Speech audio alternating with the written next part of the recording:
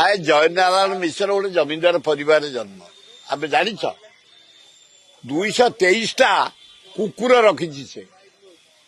ଗୋଟେ କୁକୁର ଦାମ 1,00,000 1.5 ଲକ୍ଷ କୁକୁର ସଉକି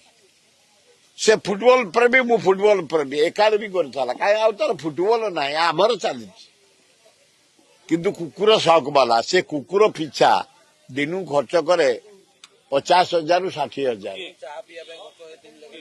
ତାର ଚା ପିଇବା ପାଇଁ ହଉଥିବ କାରଣ ତାଙ୍କର ମାନେ ଯାହାକୁ କୁହାଯାଏ ପିଣ୍ଡି ନୁହଁ ଏ ତାଙ୍କ ପିଣ୍ଡି ଯୋଉ ମୂଳଦୁଆ ଯୋଉଟା କୁହାଯାଏ ତାଙ୍କର ଭାରି ଟାଣ ବାମୁଣିଆ ଜୟରାମ ମିଶ୍ରର ତା ମୂଳଦୁଆ ଭାରି ଟାଣ ଦୁଃଖ ହେଲେ ହଉ